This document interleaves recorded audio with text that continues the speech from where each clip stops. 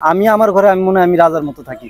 আপনি দিয়ে ফ্রেশ খাই একটু শুই, আমার পার্টি বেঁধে, মানে যথেষ্ট পরিমাণে একটা। কারণ আমার বউরা আমাকে ওই রকম ভাবে স্বাধীনতা দেয়, প্লাস টেক কেয়ার করে, যেটা হয়তো অন্য স্বামীরা পায় না। এই জন্যই তো তারা বিয়ে করতে সাহস পায় না। আমি কেন পাইছি? রাজার মতো আছি দেখেই পাইছি। সবচেয়ে সুখী কিনা বলতে পারবো না, তবে আমি যে জায়গাটায় থাকি, আমি যে এলাকায় থাকি, আমার কাছে মনে হয় ওই এলাকায় আমার মতো সুখী কেউ নাই। কেননা আমার বড় বউ আমার যথেষ্ট টেক কেয়ার করে, প্লাস ছোট বউ করে। ও যে বললাম না, একটু চঞ্চল প্রকৃতির, ও দেখা গেছে একটু ফোন টিপতেছে, এইখানে যেতেছে ওইখানে যেতেছে, কিন্তু আমার বড় বউ সবসময় আমার পিছনে, ও সবসময় আমার সাথে লেগে থাকে আঠার মতো। অবশ্যই যারা বলে যে স্বামীর ভাগ কাউরে দিব না, আপনি যে খোঁজ নিয়ে দেখেন, তাদের ঘরে তাদের স্বামীরা গোলামের মতো রয়েছে। তো ওই রকম বড় কোনো স্বপ্ন নাই, কিন্তু ভবিষ্যতে ইচ্ছা আছে যে আমার দুই বউকে নিয়ে আমি একটা বিজনেস দিব। কারণ আমার ছোট বউর খুব ইচ্ছা যে একটা বিজনেস করবে, মানে আমরা তিনজনই সেই বিজনেসটা হ্যান্ডেল করব। আমার চাইতে ও বেশি টেক কেয়ার করে। আমার টেক কেয়ার সবচেয়ে বেশি। আমি ওর পা পর্যন্ত ধুয়াই দিব, যেটা আমি করি না। আমি ওর কোনো টেক কেয়ার করি না, সমস্ত টেক কেয়ার মানে পাটা পর্যন্ত ধুয়াই দিব। কাজ করে আসবো না, বালতিতে পানি নিয়ে ওর রুমের মধ্যে শুয়ে রয়েছে, বসে রয়েছে, এরকম ভাবে ওর পাটা সবকিছু ধুয়াই দিতেছে। সবচেয়ে বেশি টেক কেয়ার করে আমার পা, মানে আবার সারাদিন দাঁড়া দাঁড়া কাজ করে, ও পা টিপতেছে, যেটা আমি করি না। এখন পর্যন্ত আমার পা টিপে না, কিন্তু আমি যখন দোকান থেকে বাসায় যাই, জি জি অবশ্যই অবশ্যই। আমার কাছে মনে হয় পৃথিবী, আমার আর বিয়ে করার ইচ্ছা নাই। আমার তো দ্বিতীয় বিয়ে করার ইচ্ছা কখনো ছিল না। ও হয়তো আমার জীবনে আসছে, হয়তো নখ দিচ্ছে, আমার কাছে মনে হয়েছে যে যেহেতু আগের সংসারে অনেকে জুলুমের শিকার হয়েছে, অনেক গায়ে এখনো অনেক ওর মায়ের স্পট আছে ওর শরীরে, তো এই জায়গা থেকে মনে হয়েছে মানে ওর প্রতি আমার একটা দয়া চলে আসছে। যেহেতু ছোটবেলায় একসাথে থাকছি, একসাথে খেলাধুলা করছি, তো আমার মায়া হয়েছে যে ওর যদি আমার সংসারে আনি, যেহেতু আগের সংসারে অনেক টর্চারিং এর শিকার হয়েছে, আমার সংসারে এসে যদি সে ভালো থাকে, তো আমার তো রাখতে সমস্যা নেই। আমাকে মানুষ অনেক কথাই বলে যে ভাই আপনার বড় বউকে যদি ভালোবাসতেন, ছোটটারে কেন বিয়ে করলেন, এই কথাটা সবচেয়ে বেশি বলে।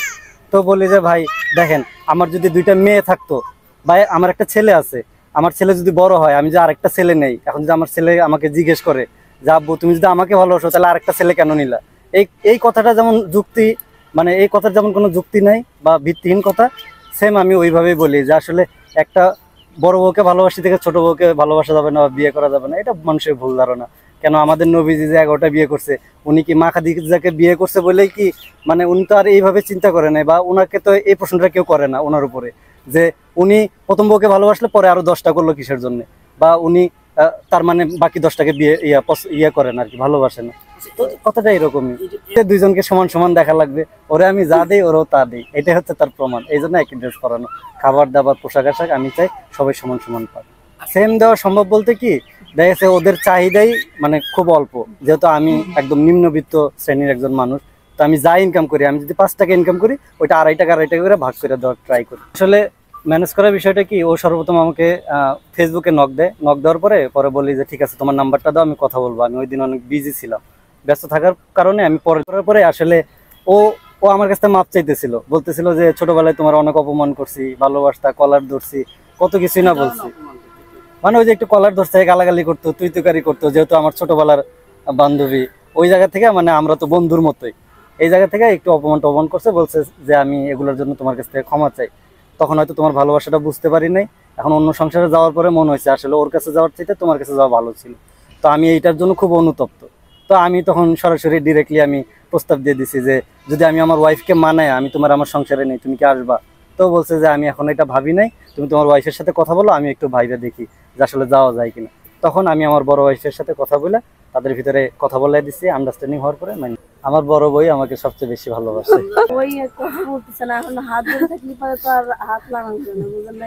আমি কথা করছি সুন্দর ভাবে, হ্যাঁ আমি তো হাত নাড়ানোর কারণে হয়তো ছেড়ে দিচ্ছে, কিন্তু ও আমার বেশি ভালোবাসে। যদি তবে একটা জিনিস কি, ও যদি আমার বেশি ভালো না বাসতো, তাহলে আমার কথা মাইনা ওরে আমার সংসারে আনতো না। ভালোবাসে দেখে একটা মেয়ে, যে মেয়ে বলে যে আমি স্বামীর ভাগ কাউরে দিতে পারবো না, তুমি যদি আরেকটা বিয়ে করো আমি তোমার ছেড়ে অন্য জনের কাছে চলে যাবো, ওই মেয়ে বেশি ভালোবাসে না যে মেয়ে বলতে পারে যে তুমি 10টা বিয়ে করলো আমি তোমার হাত কখনো ছাড়বো না, সেই মেয়ে বেশি ভালোবাসে।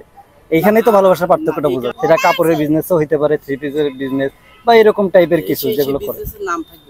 আমার 5 বছরের সংসারে আমি কোনোদিন আমার বউকে মিডিয়ার সামনে আনি নাই। তবে আমার ছোট বউর খুব ইচ্ছা যে ও মিডিয়াতে কাজ করবে, চেহারাটা যেন পরিচিত হয় সবার কাছে, ওর ইচ্ছা থেকে মিডিয়াতে আসা। এই জন্য আমি চাচ্ছি যে অনলাইনে ওরে নিয়ে কিছু একটা করতে, প্লাস আমরাও যেন ওইখানে সময় দিতে পারি। এই জন্য ওর সাথে মানে আমি যা করবো সবকিছু তো ওরা দুজন থাকবে। তবে আমার ইচ্ছা শক্তিটা একটু বেশি যে অনলাইনে একটু কাজ করার।